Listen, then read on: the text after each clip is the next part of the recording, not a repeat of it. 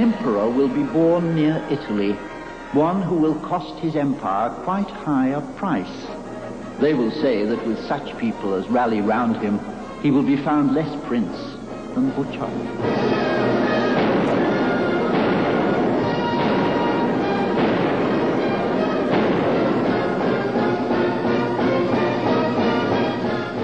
This was the first use of the word emperor in association with France. Not only did Nostradamus, living in an age of kings, have to predict their disappearance, but that such a man as Napoleon would take for himself that august title, emperor. And to be born near Italy, in Corsica, was unheard of for a French ruler. From a simple soldier he will attain to empire. From a short robe he will attain the long. Great swarms of bees will arise, such that nobody will know whence they've come. This is an excellent example of both his accuracy and the clever way in which Nostradamus hid his true meaning.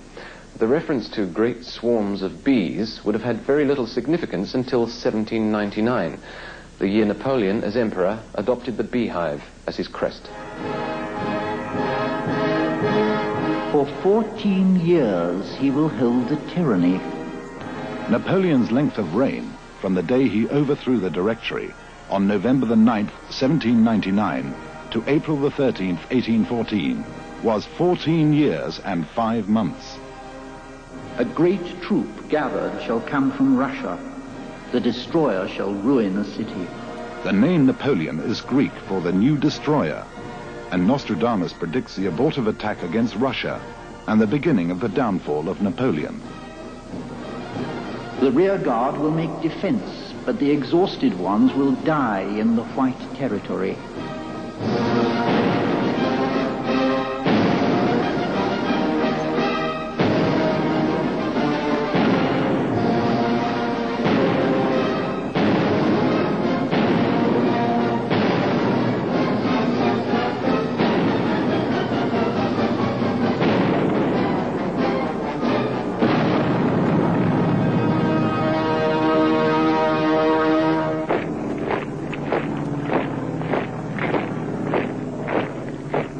Out of the deepest part of the west of Europe, from poor people, a young child shall be born who, with his tongue, shall seduce many people.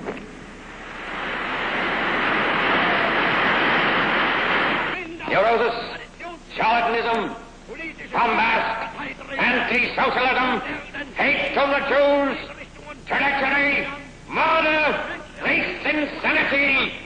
I am the leader of the German people! The great squawker, proud without shame, shall be elected governor of the army.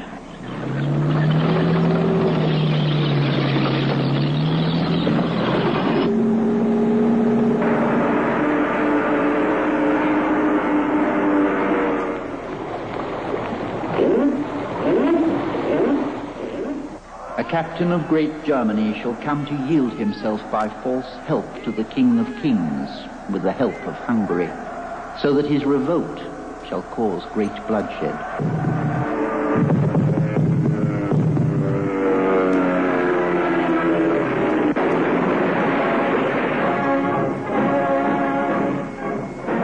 They shall pursue crosses of iron, topsy-turvy.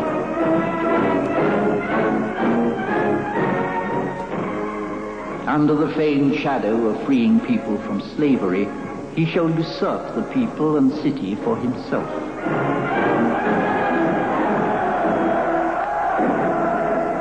He shall do worse by the deceit of a young whore, for he shall be betrayed in the field, reading a false poem. It reads like a Grimm's fairy tale, until you remember how hideously real it all was. In all of these quatrains, Nostradamus is accurately describing Hitler and the Third Reich. And yet there are 3 other quatrains which have caused some debate among the experts. They contain the word hister, H-I-S-T-E-R.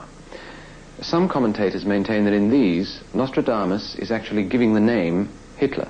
They cannot be applied, I think, with any logic to any other person in history that we know to date. Unless they're futuristic, and I'm quite wrong, they're Hitler.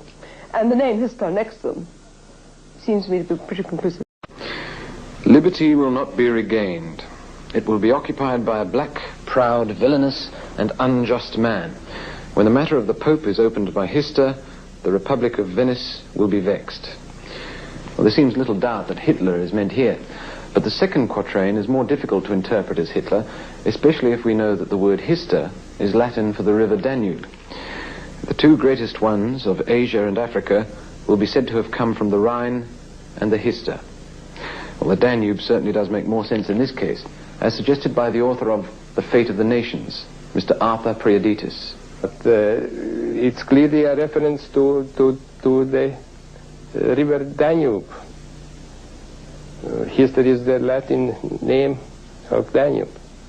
But both commentators can't be right. Or can they? Perhaps Nostradamus has actually thrown in a red herring. Perhaps two meanings are intended, for in the third quatrain it's possible to see both viewpoints. Beasts ferocious from hunger will swim across rivers, the greater part from the fields against the Hister. In an iron cage the great one will be dragged, when the German child will observe no law. Hitler or Danube, both work. So it's obvious that on this point Nostradamus succeeded in confusing even our modern-day scholars. But despite his red herring, there's no doubt from the other quatrains that Nostradamus saw Hitler and described his atrocities with tragic accuracy. There are quatrains that could refer to Hitler, as for instance the one in which he mentions Nero. By the third premier, he evidently means the leader of the Third Reich, which was Hitler.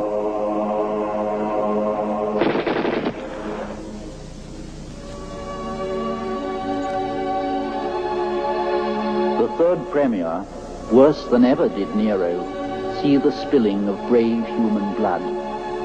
He shall cause the furnace to be rebuilt.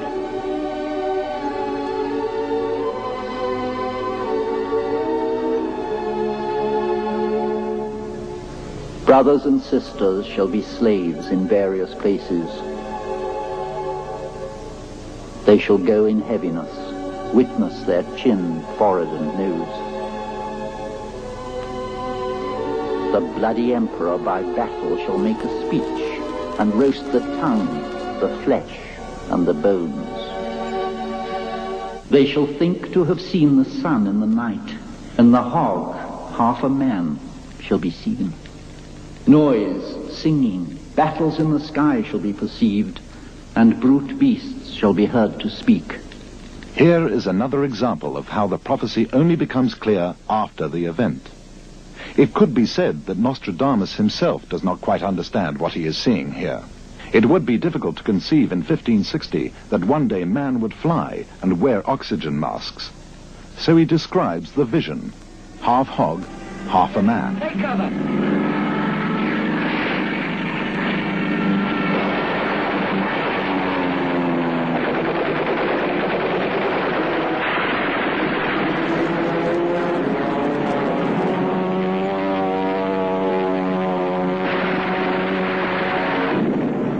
When the hog, half a man, shall be seen, noise, singing, battles in the sky shall be perceived, and brute beasts shall be heard to speak.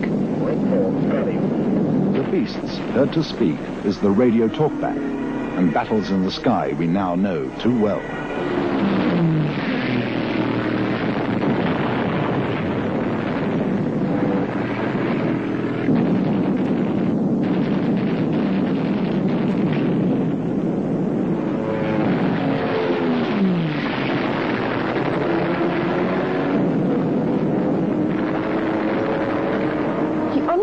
Machinery in a very strange way. He understood aeroplanes, he understood flying in the air, he understood ships that went underwater full of men, and all these things, which was very, very strange. He was writing in 1555 odd, at the latest.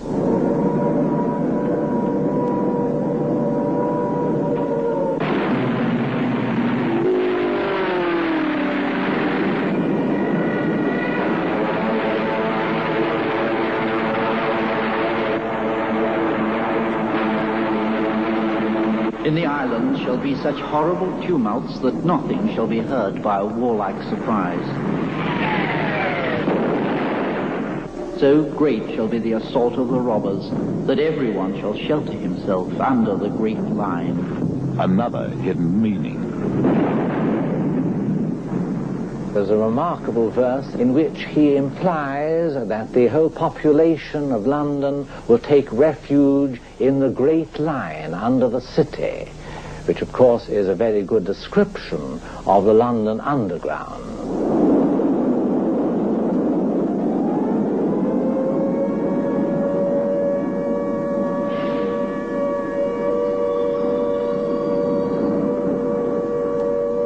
And he says that living fire in globes will descend upon the city and light it up so that it can be destroyed. It seems almost as though he had an indication of what incendiaries would be like and what their use would be to light up the target for the bombers.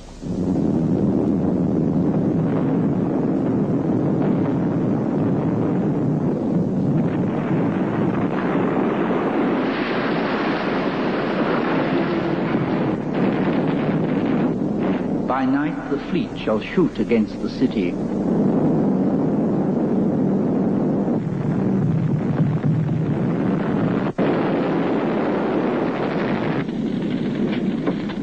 The city shall be on fire, the enemy shall be favorable to it.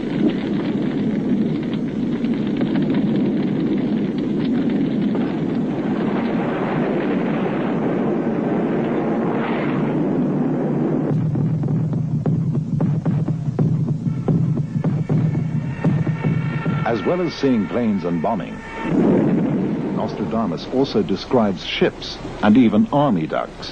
When the fish that is both terrestrial and aquatic by a strong wave shall be cast upon the shore.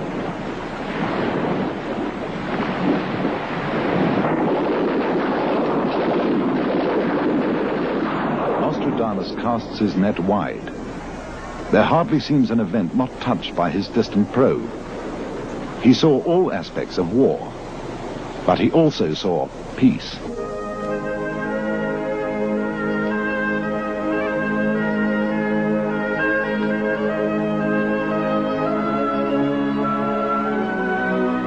The scourge being past, the world shall be made smaller. Peace for a long time.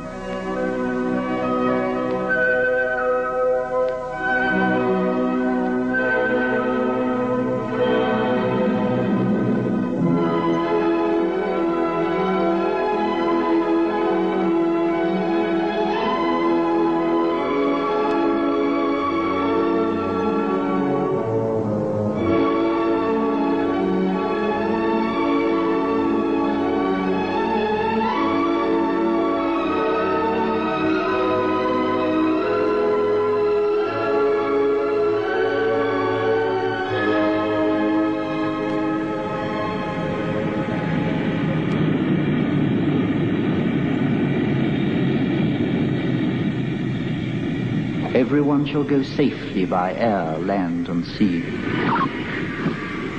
And then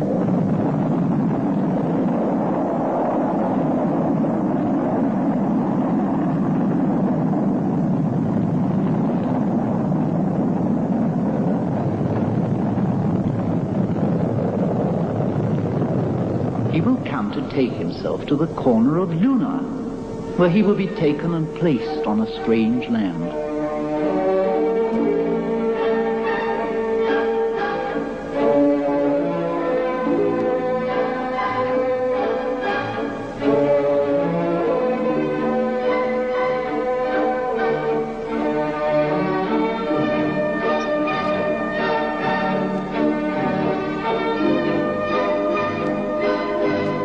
In this quatrain, referring to man's walk on the moon, Nostradamus goes further to talk about the space race and its attendant tragedies. The unripe fruit shall cause great scandal, great blame. During the space race, both the Americans and the Russians lost lives in accidents, in many cases attributed to the rush to launch men into space prematurely. As Nostradamus so aptly puts it, the unripe fruit.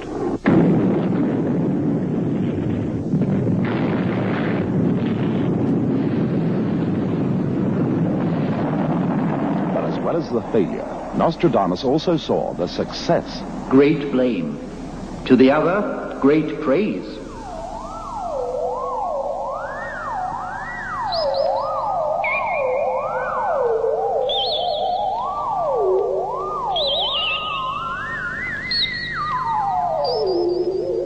What vision? What prophecy? Not only to see the future as played out on Earth, but also in space. Some 400 years before the event.